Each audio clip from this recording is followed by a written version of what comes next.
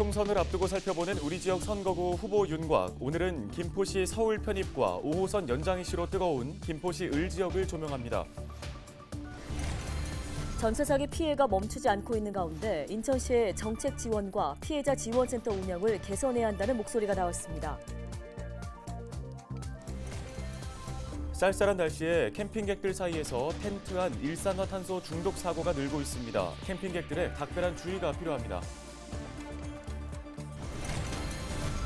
부천문화재단이 부천 시민들의 감정과 이야기를 소재로 뮤직비디오를 제작했습니다. 지역민들의 뮤직비디오 소개해드립니다.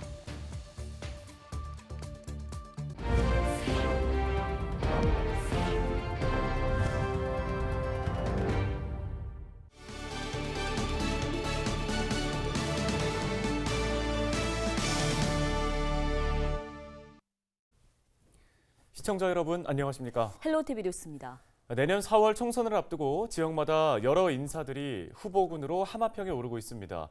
김포시 을 선거구는 전현직 국회의원 간 맞대결 가능성에 무게가 실리고 있습니다. 네, 그럼 어떤 인물들이 후보군으로 거론되고 있는지 살펴보겠습니다. 김진재 기자입니다. 김포시 서쪽 농어촌 지역과 한강 신도시 일부가 속하는 김포시 을 선거구. 과거 보수 텃밭으로 여겨지던 김포 지역에서는 지난 21대 총선 결과 더불어민주당 박상혁 의원이 당시 미래통합당 현역 의원이던 홍철호 전 의원을 상대로 초선에 성공했습니다. 김포시 을 선거구는 내년 총선에서도 박상혁 의원과 홍철호 전 의원의 맞대결 가능성에 무게가 실립니다. 국회 국토교통위원회 위원으로 활동 중인 박 의원은 임기 중 GTX D노선, 5호선 연장 등 교통 문제 해결에 집중하고 있습니다.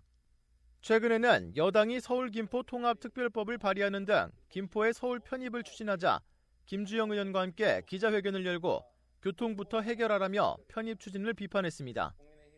반면 재선 의원 출신인 홍철호 국민의힘 김포시을 당협위원장은 지난 추석 연휴를 앞두고 지역 곳곳에 서울 편입 관련 현수막을 설치하는 등 총선을 앞두고 이슈 선점에 나서는 모습입니다. 특히 지난 7월에는 5호선 연장 노선이 김포시 요구한 대로 결정되지 않을 경우 차기 총선에 출마하지 않겠다며 배수진을 치기도 했습니다. 지난 총선에서 박상혁 의원과 홍철호 위원장의 득표율 차이는 약 9%포인트.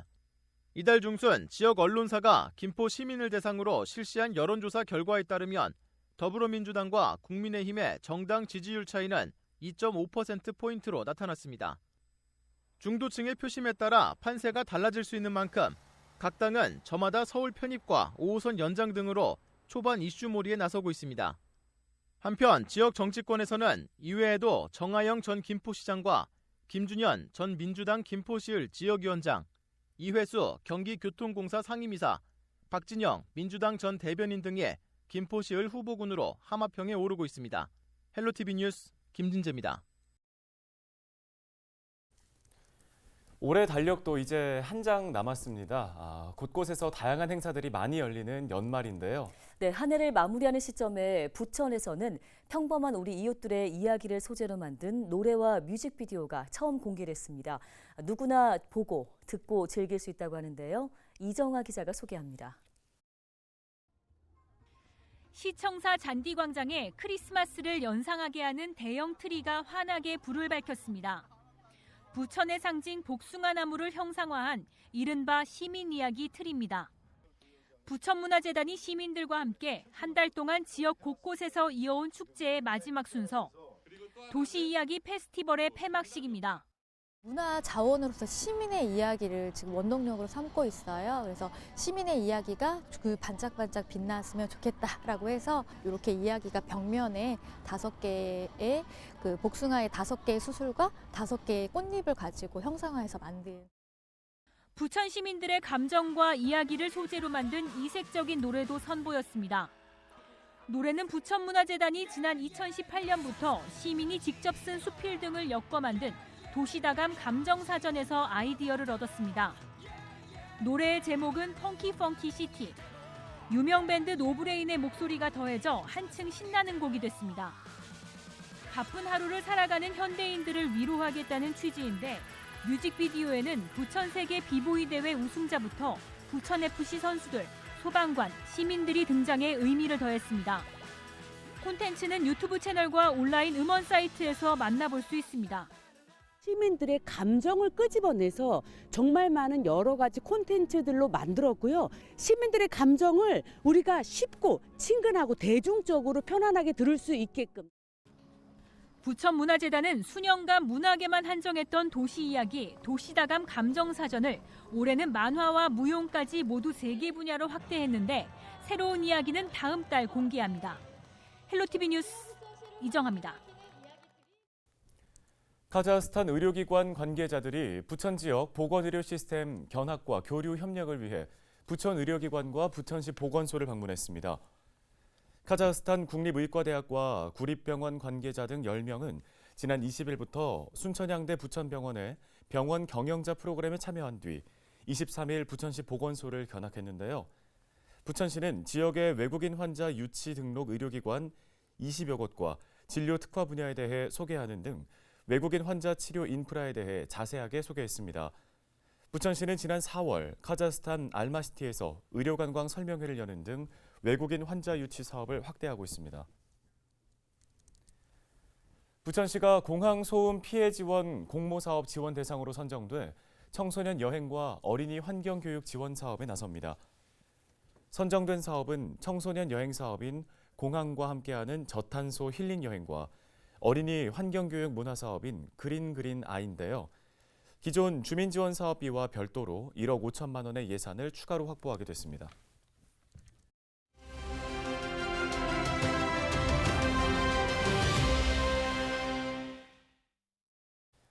전세 사기 피해가 멈추지 않고 전국에서 늘고 있습니다. 전세 사기 피해 지원 특별법이 생겼지만 피해자들의 문제를 해결하지는 못하고 있는 상황인데요. 지역의회에서도 문제를 제기하고 나섰습니다. 네, 오늘은 인천시의회 김대영 의원 연결해서 정책 개선에 대한 이야기를 자세히 들어보겠습니다. 의원님, 최근 인천시의회에서 지자체 전세 사기 피해자 지원책 문제를 제기하셨습니다. 어떤 문제점들이 있는지부터 살펴주실까요? 예, 인천은 전세 사기가 가장 먼저 일어났고 동시에 가장 먼저 해결 의지를 접은 곳이라고 하고 비판을 했는데요. 그 이후로 현실성 없는 지원책과 그리고 이를 담당하고 있는 그 피해 지원 센터도 재기능을 하지 못해서 심지어 관련 예산도 1%밖에 집행되지 못한 이런 상황들을 예를 들어서 유정복 시장과 집행부의 해결 의지를 재차 촉구했습니다. 네, 전세 사기 피해 지원센터 운영 개선 문제도 지적을 하셨는데 이 센터가 제대로 작동하지 않고 있다는 뜻인 건가요? 우선 인력을 좀 확대해야 된다고 생각합니다. 현재 5명인데요. 5명에선 절대 불가능하기 때문에 저는 최소 15명에서 20명 정도의 규모로 늘리고 운영 또한 이 상담부터 지원까지 원스톱으로 진행될 수 있는 그런 시스템이 좀 구축되어야 됩니다. 지금처럼 콜센터 같은 식으로 운영될 거면 존재할 의미가 없다고 생각합니다. 네, 그럼 인천시 의회에서 전세 사기 문제 해결을 위해 또 어떤 계획들 준비하고 있습니까? 가장 급하게 선행되어야 할 것은 올해 쓰이지 못한 그 61억의 예산을 불용 처리되지 않고 최대한 가용해서 지금 피해자들이 겪는 단전, 단수 혹은 관리 업체와의 갈등을 해결하는 데 먼저 사용될 수 있도록 좀 해야 하고요. 내년도 예산안에도 현재 반영되어 있는 11억이 아니라 조금 더 늘리고 또 지금처럼 현실의 벽을 너무 높이는 방안이 아니라 그 대상폭이나 이런 것들 완전히 완화해서 피해자들에게 정말 구제할 수 있는 현실감으로 다가올 수 있는 그런 지원책들로 해야 되지 않을까 싶습니다. 네, 알겠습니다. 오늘 말씀은 여기까지 듣겠습니다. 인천시의회 김대영 의원이었습니다.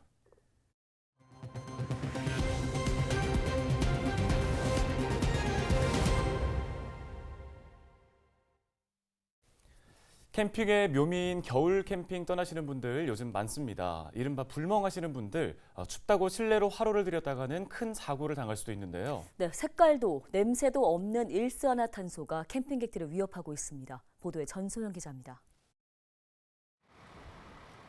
텐트 안에 불 붙인 수치 담긴 화로를 넣습니다.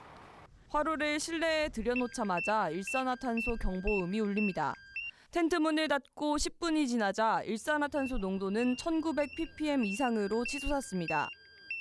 측정기기의 측정 범위를 벗어나서 이 측정기기의 측정 범위가 1900ppm이거든요. 1900ppm 이상. 환기가 되지 않는 곳에서 800ppm 농도의 환경에 2시간 정도 노출될 경우 실신할 수 있고 1600ppm 환경에서는 목숨을 잃을 수 있습니다. 장작을 태우는 화로를 넣었을 때는 7분 만에 일산화탄소 농도가 1500ppm까지 올라갔습니다. 연기가 나지 않는다고 안심하고 수치나 장작을 실내에 무심코 들였다가는 일산화탄소 중독 사고를 당할 수 있습니다. 지난 12일 충북 영동의 한 캠핑장에서는 중년 부부와 5살 아이가 숨진 채 발견됐고 하루 전날인 경기 여주에서도 캠핑 중이던 50대 부부가 사망했습니다. 경찰과 소방은 밀폐된 텐트 안에서 숯불 화로를 사용하다 숨진 것으로 보고 있습니다. 지난해 기준 최근 3년간 캠핑 중에 발생한 일산화탄소 중독 사고는 123건에 달합니다. 전문가들은 불씨가 잦아들었더라도 화로를 실내로 들이지 말아야 한다고 강조합니다. 수치랑 장작 화로는 절대 실내로는 가져가지 마시고 난로 종류 그리고 전기를 사용한 난방 장치를 사용해 주셨으면 좋겠습니다. 또 일산화탄소는 눈으로 볼 수 없고 냄새도 나지 않기 때문에 등유난로 사용 시에도 텐트 내부에 일산화탄소 경보기를 꼭 설치하고 자주 환기를 시켜야 합니다. 헬로티비 뉴스 전소연입니다. 다음 소식입니다. 인천 부평해안 도로에서 통근버스와 시내버스가 충돌하는 사고가 발생했습니다. 27일 오전 5시 47분쯤 부평구 산곡 입구 삼거리에서 직진 중인 시내버스와 좌회전을 하던 통근버스가 충돌해 7명이 부상을 입어 병원으로 옮겨졌습니다. 모두 생명에는 지장이 없는 것으로 알려졌습니다. 경찰은 신호 위반으로 인한 사고로 보고 있으며 버스 내 CCTV를 확보해 정확한 사고 경위를 파악하고 있습니다. 인천시 제21대 정무부시장으로 황효진 전 인천도시공사 사장이 취임했습니다. 신임 황효진 문화복지정무부시장은 별도의 취임식을 생략하고 임명장 수여와 함께 본격적인 업무에 들어갔습니다.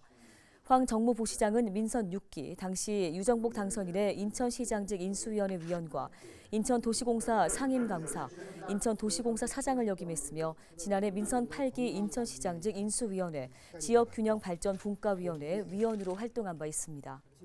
황 부시장은 문화복지정무부시장으로 취임했지만 내년 1월 조직 개편과 관련된 조례가 공포 시행되면 글로벌 도시정무부시장으로 명칭과 역할이 변경됩니다. 재물포 르네상스 등 도시균형 개발을 비롯해 재외동포와 국제교류, 투자 유치, 청년 소통 분야의 업무를 총괄할 예정입니다. 인천 계양구회가 올해 마지막 정례회 일정에 들어갔습니다. 27일부터 다음 달 20일까지 15일간 열리는 이번 정례회에서는 내년도 예산안 심사가 이루어지는데요. 의회는 상임위별로 예산과 주요 안건을 심사한 후에 다음 달 20일 3차 본회의에서 내년도 예산안과 안건을 최종 의결할 예정입니다. 한편 계양구는 올해 예산 규모보다 5% 가까이 늘어난 6,600억 원 규모를 내년도 예산안으로 편성해서 계양구 의회에 제출했습니다. 다음 소식입니다. 지난 주말 인천에서 첫 어린이 청소년 영화제가 열렸습니다. 올해 처음 개막한 인천 어린이 청소년 영화제는 지난 25일 송도 컨벤시아에서 열렸는데요. 앞서 인천시 교육청은 이번 영화제를 위해 학생 영상 동아리 69팀을 공모해 전문 교육과 운영비를 지원하고 어린이 청소년 집행위원 66명을 공모해 영화제 운영을 맡겼습니다. 이날 영화제에서는 지역 학생들이 제작한 영화가 공개됐으며 영화 감독과의 대화, 국제영화제 초청작 상영과 같은 부대 행사들도 이어졌습니다. 부천 한옥체험마을에서 열린 제25회 경기도 민속예술제에서 부천문화원, 부천중립풍물놀이가 대상을 수상했습니다. 이번 예술제에서 부천문화원은 1970년대 초까지 옛 부천 중동 지역인 중리벌판에서 행해졌던 중리풍물놀이를 선보여 좋은 평가를 받았는데요. 경기도 민속예술제는 경기도 31개 시군 문화원이 지역의 전통 문화예술을 발굴, 복원해 지역민들이 향유하도록 하는 문화축제로 올해 25번째를 맞았습니다.